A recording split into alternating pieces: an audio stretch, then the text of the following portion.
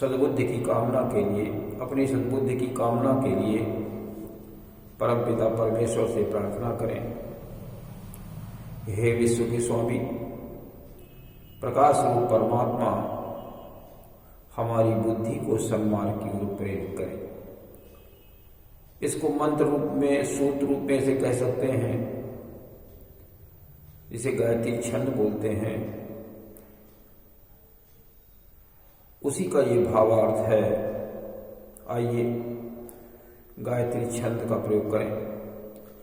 ओम भूर्भुवः स्वः तत्सवितुर्वरेण्यं भर्गो देवस्य धीमहि धियो यो नः प्रचोदयात्।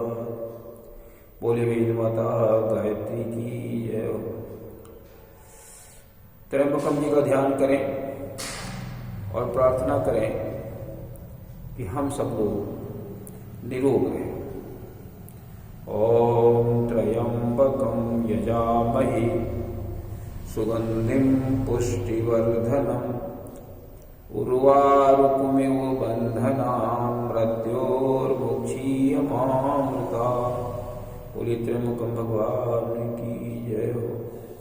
श्रोता बंधुओं, पिछले सत्संग में हमने बताया था कि अनुसुईया जी कहती हैं कि सीता जी आपके गुणों को सुमिर करके नारियां पतिव्रत धर्म का पालन करें, क्योंकि आपसे अधिक पतिव्रता कोई इस दुनिया में है नहीं और न ही आपके गुणों के समान कोई नारी है। आपके गुण और पतिव्रत धर्म ये एक सीमा बनी हुई है। इसी के अंतर्गत, इसी को ध्यान में करते हुए संसार की स्त्रियां पतिव्रत धर्म का पालन करेंगी। आपके गुणों का ध्यान करते हुए पतिव्रत धर्म का पालन करेंगी। तो अनुसुईया जी कहती हैं, सुन सीता तव नाम सुमिरी नारी पतिव्रत करहि तो ही प्राण प्रिय नाराम कहूं कथा संसार हित। ये जो मैंने कथा कही है, आपको पतिव्रत धर्म का उपदेश किया है, ये संसार की स्त्रियों के लिए किया है, जिससे वो सन्मार्ग पर चले और सन्मार्ग पर चलने से ही परिवार को सुख आनंद प्राप्त होता है, श्रेष्ठ परिवार का सृजन होता है। इसलिए सभी स्त्री और पुरुष श्रेष्ठ मार्ग पर चले, वेदविद बने। ऐसा अनुसुईया जी ने सीता जी को उपदेश किया। राम जी ने इसके बाद अत्रि ऋषि से विदा मांगी और कहा, अपना सेवक समझ करके सतत हमारे ऊपर स्नेह बनाए रखिएगा, हमारे साथ में प्रेम और शुभ कामनाओं की कामना करते रहिएगा। तो राम जी कहते हैं अत्रि जी थे, सतत मोह पर कृपा करेहु, हमेशा आपकी कृपा हमारे ऊपर बनी रहनी चाहिए, करते रहना। सेवक जानित जेऊ जनिनेहु, संतत मोह पर कृपा करेहु, सेवक जानित जेऊ जनिनेहु। और अपना सेवक समझ करके हमेशा स्नेह बनाए रखना, प्रेम बनाए रखना। देखिए, अवतारी चेतना होते हुए भी किस प्रकार की नम्रता अत्रि ऋषि के सामने प्रकट कर रहे हैं। अत्रि ऋषि बड़े अचरज में पड़े हुए हैं और वो कहते हैं कि जिसके लिए ब्रह्मा विष्णु सारे देवी देवता जिनकी निरंतर प्रार्थना किया करते हैं, एक झलक पाने के लिए जीवन पूरा जब योग यज्ञ में व्यतीत कर देते हैं, वो कितनी विनम्रता पूर्वक हमारे सामने वचन कह रहे हैं। तो अत्रि कहते हैं, पता नहीं कौन से मैंने जब योग यज्ञ किया है जिससे कि आपके हमें दर्शन हो रहे हैं, जो कि इंद्रियों से परे आप हैं तो भी दर्शन हो रहे हैं। और जब बहुत प्रयास लोग करते हैं, जब योग यज्ञ धर्म समूह धर्म के समूह का पालन करते हैं, तब कहीं आपकी कृपा उनको मिलती है। भक्ति का अर्थ ये है, तब वो आपकी कृपा के पात्र बनते हैं। आपके जब गुणों का अनुसरण करते हैं तब कृपा के पात्र बनते हैं। पता नहीं मैंने कौन सा ऐसा उपचार किया है जिसकी वजह से आपके हमें दर्शन हुए हैं। क्या कहते हैं? कहते हैं, मन ज्ञान गुण गोतीत प्रभु मैं दीखी जब तप का किए। कौन सा जब तक किया है? जो इंद्रियों से परे, मन ज्ञान और गुणों से, इंद्रियों से अतीत दूर आपका हम दर्शन पा रहे हैं। जब योग धर्म समूह ते नर भगति अनुपम पावई। क्योंकि जब योग और समूह धर्म समूह धार्मिक क्रिया करते हुए मनुष्य ये अनुपम भक्ति आपकी कृपा का पात्र बनता है। मैंने कोई तो अच्छे गुण किए ही होंगे, इसकी वजह से आप हमें दर्शन दे रहे हैं। अत्रि जी कहते हैं कि राम आपके सुंदर गुण ही सुख का मूल है। अगर कोई व्यक्ति आपके गुणों को अपना लेता है तो उसके जीवन में सुख आ जाता है। कलिमल समन दमन मन राम सुजस सुख मूल। सादर सुनहि जे तिन पर राम रहहि अनुकूल। कलयुग के पापों का समन, कलिमल मल मतलब गंदगी, कलयुग के पापों का समन, मन का दमन, समन दमन, ये राम के जो सुयस है, राम के जो गुण है, यही सुख का मूल है।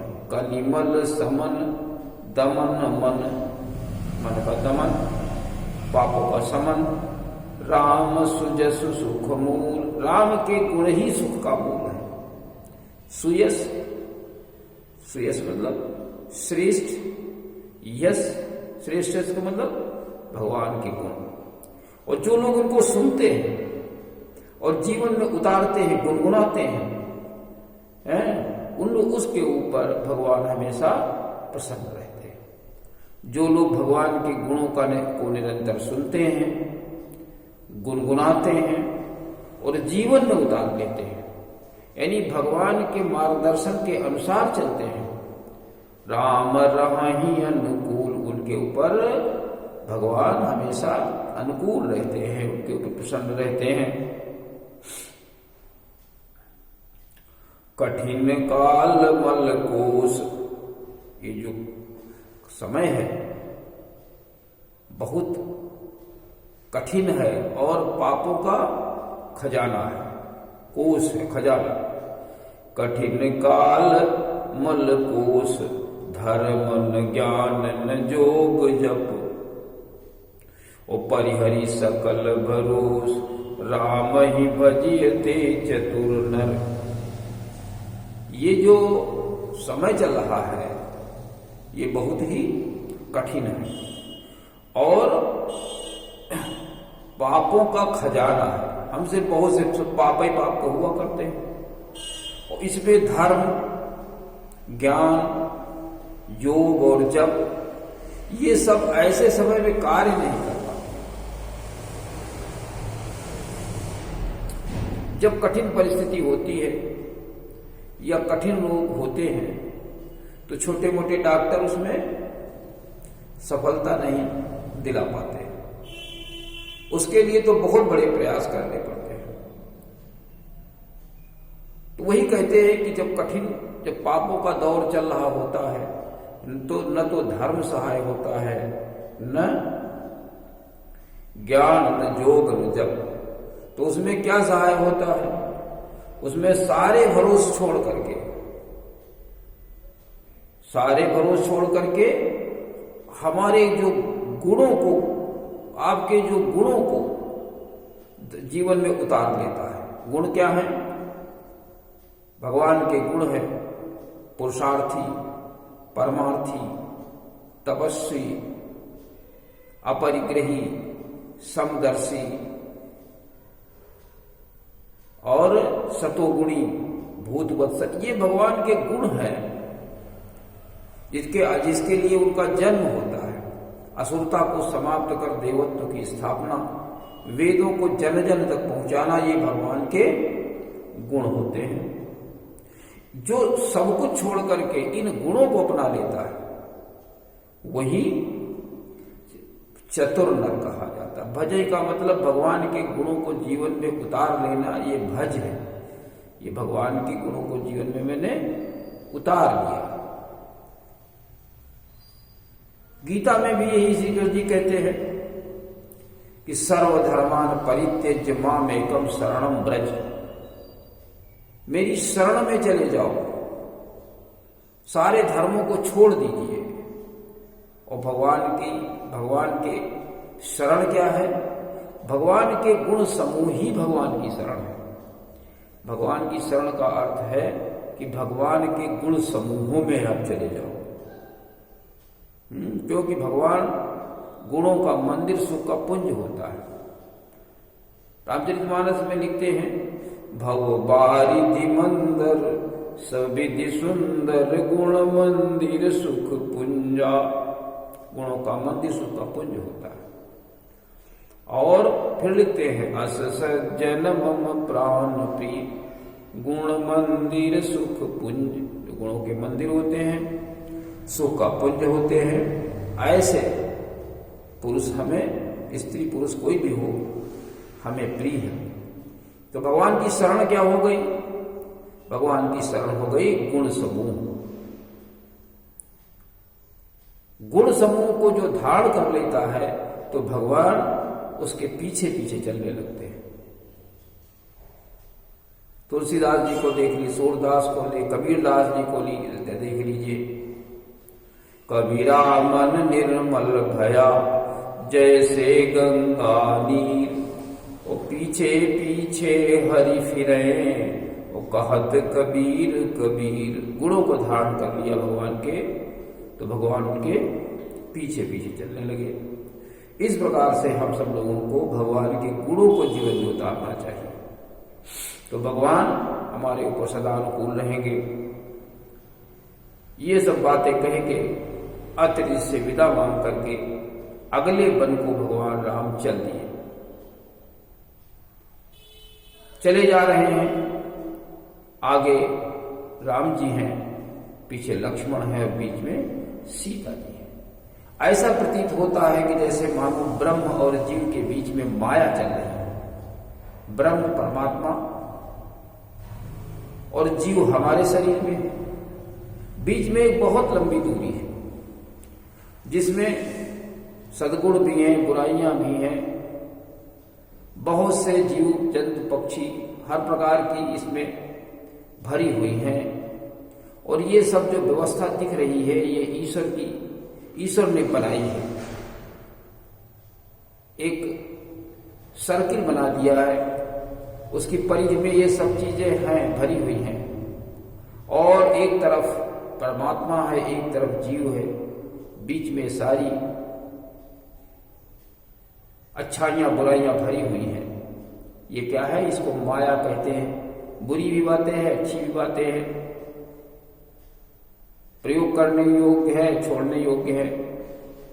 ये सब बीच की माया है। तो तुलसीदास जी लिखते हैं कि उभय बीच श्री सोहई कैसी, और ब्रह्म जीव बीच माया जैसी। जैसे माया बीच में भरी हुई, वैसे सीता जी बीच में चल रहे हैं।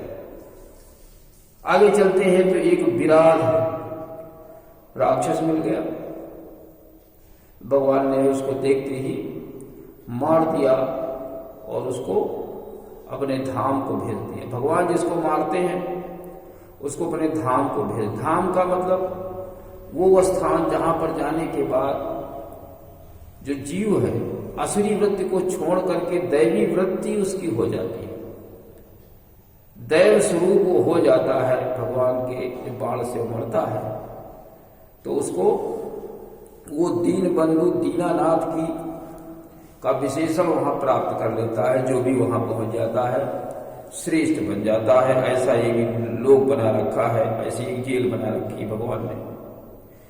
मिला असुर विराध मग जाता, आवत ही रघुबीर निपाता। भगवान ने उसको मार दिया। आगे चले तो सर्वंग ऋषि का आश्रम मिलता है। सर्वंग ऋषि ब्रह्मलोक जा रहे थे तो उन्हें रास्ते में उन्होंने सुना कि इस जंगल में भगवान श्री राम आएंगे। तब से वो बैठे बैठे रास्ता देख रहे थे। आज राम लक्ष्मण और सीता सर्वंग ऋषि के आश्रम पहुंचते हैं। सर्वंग ऋषि बहुत प्रसन्न हो जाते हैं और हाथ जोड़कर कहते हैं मैं बहुत दिनों से आपकी प्रतीक्षा कर रहा था, आप आज आए हैं, अच्छा आप ठहरिए। उनका उसने स्वागत सत्कार किया और मैं अपनी देह को छोड़ करके आपके ही सामने आपके स्थान को मैं प्रस्थान करूंगा। तो उसने तुरंत ही सामने ही चिता लगा करके बैठ करके और भगवान के ब्रह्म वैकुंठ लोक को वो चला जाता है। कहते हैं अस कई जोग अगिनित मुजारा और राम कृपा वैकुंठ सिधारा। राम की कृपा से वैकुंठ को चला गया। तो आज के इस प्रसंग में जो प्रमुख बातें ये हैं कि नारियां सीता जी के गुणों को अपनाकर, सीता जी के पतिव्रत धर्म को देखकर उससे प्रेरणा लें और उनके अनुसार अपने जीवन को बिताने का प्रयास करें। बहुत ही विनम्र भाव जैसे राम का है उसी प्रकार की विनम्रता अपने जीवन में लाएं। भगवान के गुणों को जीवन में उतारें, वही सुख के मूल है। बाकी जो कुछ जब तब करते हैं इस कठिन काल में हो सकता है उसे न प्राप्त किया जा सके। तो आप सभी लोग भगवान के गुणों को जीवन में उतारें।